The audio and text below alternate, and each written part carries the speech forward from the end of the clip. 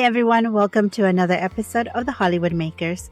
I am your host, Claudia Cano-Asbjornsen, and today we are going to discuss a very difficult topic, all the layoffs and the changing landscape that the media is undergoing, and how we can adapt to this new normal. Also, we are going to have some exciting new releases to talk about in our segment, The Ones to Watch. Let's get started. Hollywood is currently grappling with a recession that has led to a significant upheaval across the industry. Major players like Paramount, Disney, Sony, and the evolving landscape of cable and streaming services are all part of this turbulent environment. Our industry is undergoing a transformation unlike any other, and we are seeing headlines every day about cuts across every major media company.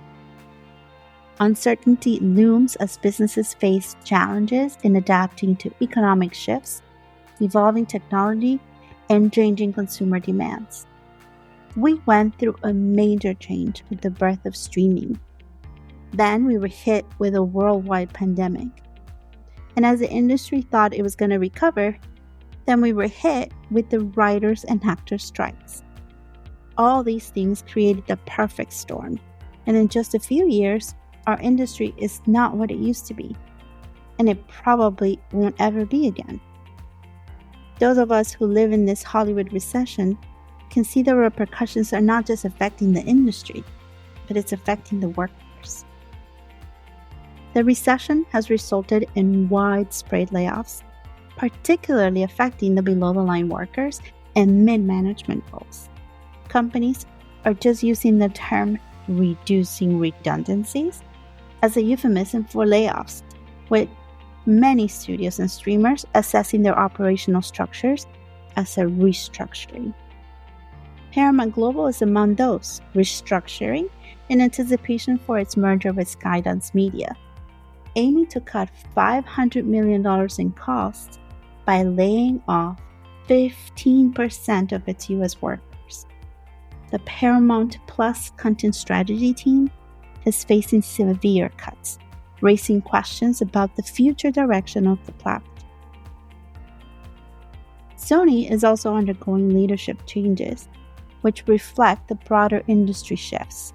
As new executives take the helm, there is an increased focus on streamlining operations and adapting to a rapidly changing media landscape. The recent merger between DirecTV and Dish is another sign of the evolving cable landscape. This consolidation reflects the ongoing decline of traditional cable services as viewers are migrating to streaming platforms.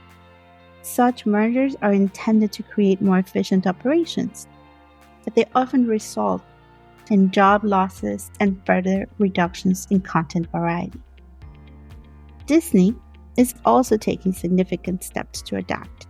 Despite gaining 7 million new subscribers, the company has undergone a series of layoffs, cutting about 7,000 jobs in the recent months in this restructuring effort. The layoffs and restructuring have primarily impacted rank-and-file employees and mid-level executives, creating a very challenging job market.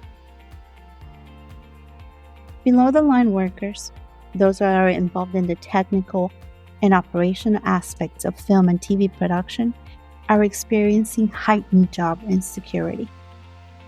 With budget cuts and scaled-back productions becoming commonplace, many crew members find themselves facing layoffs or reduced hours. The focus on profitability may overshadow creative contributions, leaving mid-management professionals to grapple with a changing corporate culture that prioritizes efficiency over artistry. As companies continue to focus on profitability and efficiency, many experienced professionals are finding themselves out of work or facing significant pay cuts, sometimes up to 50%. This has led to a shift in mindset, with more individuals considering starting their own ventures, shedding the stigma that once accompanied entrepreneurship in Hollywood. As someone that has endured being part of layoffs twice in my career, I know the pain and anguish that this brings to our lives. And I know that looking up to the future can be daunting. Despite the bleak landscape, there are glimmers of hope as the industry gradually adapts to its new reality.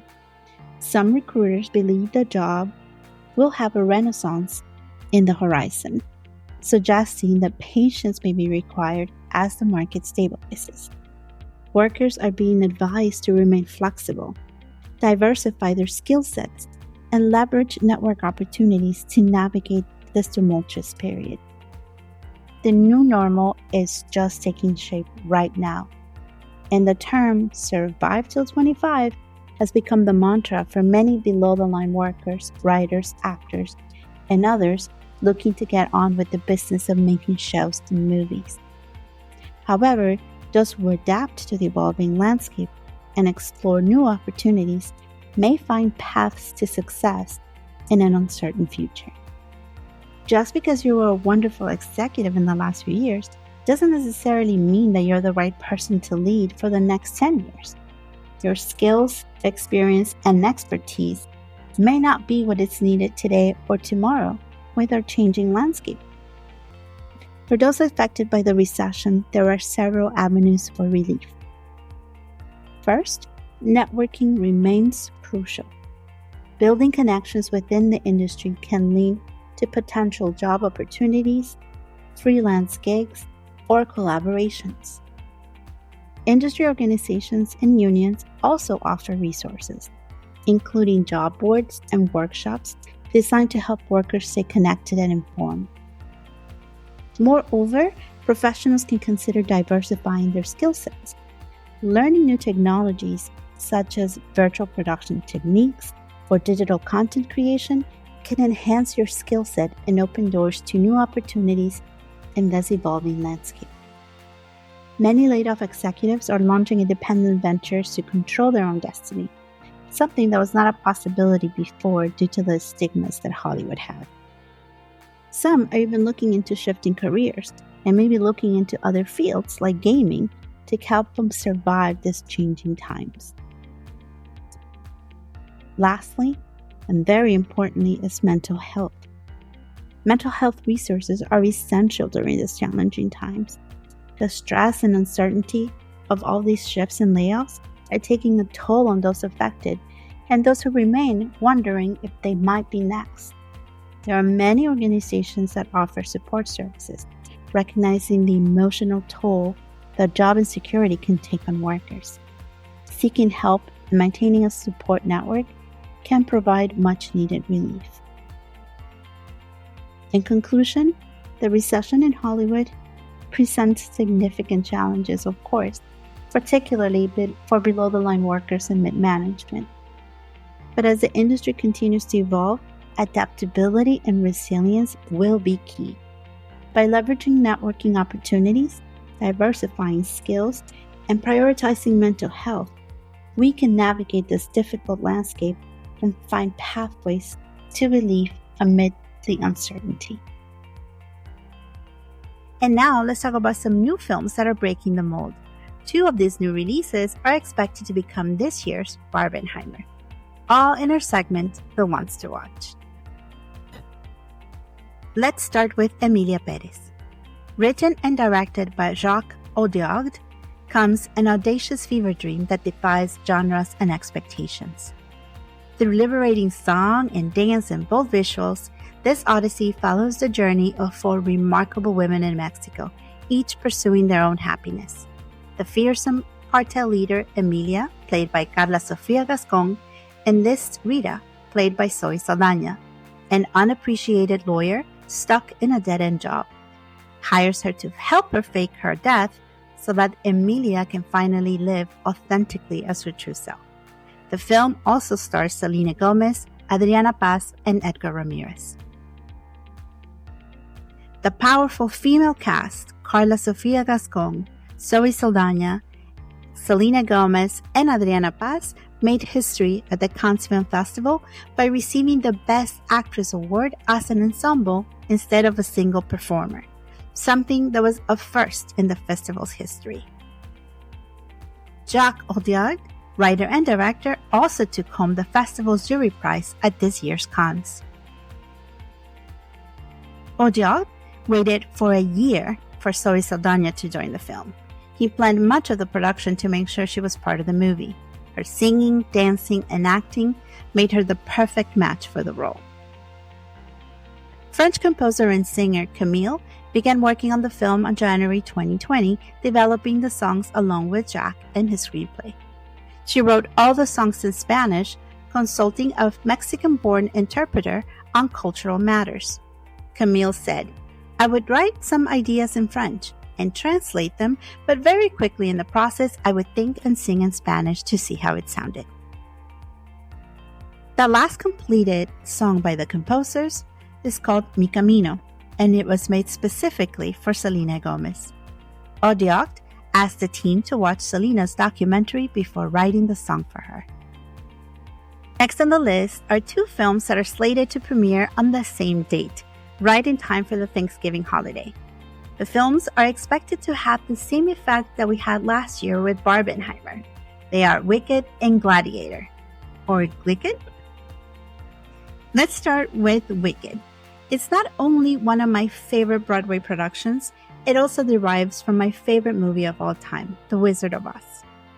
A vivid reimagining of the classic The Wizard of Oz, Wicked spotlights the untold stories of Oz's most famous or infamous characters, namely the Wicked Witch of the West and her unlikely friend, Glinda the Good Witch. The show follows green-skinned star Elphaba from birth to college and through the life-changing events which eventually label her Wicked. Introducing spoiled rich girl Glinda, local prince and heartthrob Fiyero, and even the Wizard of Oz himself, a troubled man very unlike the one you may remember. A cautionary tale about love, friendship, and trust, Wicked effortlessly reveals that there is indeed two sides to every story. Director John Chu announced on Twitter that the movie would be split in two parts. He wrote, "As we prepared the production over the last year, it became increasingly clear that it would be impossible to wrestle the story of Wicked into a single film without doing some real damage to it. So, we decided to give ourselves a bigger canvas. With more space, we can tell the story of Wicked as it was meant to be told, while bringing even more depth and surprise to the journeys of these beloved characters." All stars that wanted to be part of the film had to audition, but it was Ariana Grande and Cynthia Erivo who apparently made the crew and the director shed some tears during their audition. Instead of wearing a blonde wig, Ariana Grande decided to dye her hair and her eyebrows blonde to play the iconic role of Glinda. Director John Chu had practical sets built and supplemented with CGI, rather than being filmed on green and blue screens. He wanted Oz to feel so real that they actually planted 9 million tulips for the Munchkinland landscape. Both Cynthia and Ariana insisted on singing live during the filming. And last but not least, a sequel 20 years in the making. Gladiator 2. From legendary director Ridley Scott, Gladiator 2 continues the epic saga of power, intrigue, and vengeance set in ancient Rome. Years after witnessing the death of revered hero Maximus at the hands of his uncle, Lucius, played by Paul Mescal, is forced to enter the Colosseum after his home is conquered by the tyrannical emperors who now lead Rome with an iron fist. With rage in his heart and the future of the empire at stake, Lucius must look to his past to find strength and honor to return the glory of Rome to its people. The movie has a great cast, including Denzel Washington, Pedro Pascal, and Paul Mescal in the title role. Only 2 cast members are returning from the first film, Connie Nielsen and Derek Jacobi. There were numerous attempts to write a sequel after the original, but none got approved. There's even a version drafted by Russell Crowe and Ridley Scott that focused on more mythical elements of ancient Rome, and that would have had Maximus being cursed to live for an eternity. Denzel Washington was a bit reluctant to take the role, but after hearing the pitch of the role Ridley Scott wrote for him, he was happy to join the film. In the first week of filming, a planned stunt left 6 crew members with non-threatening burn injuries at their Morocco set. Paul Mescal was playing the brutish Stanley Kowalski on a West End production of A Streetcar Named Desire, while he had to gain 18 pounds of muscle to play Lucius. We hope you get to enjoy all these amazing different films and continue supporting the creativity of all these storytellers. We at the Hollywood Makers want to remain as a community that provides support, resources, and information. So please follow and subscribe, send us your comments, and become part of our community of the Hollywood Makers. Till next time.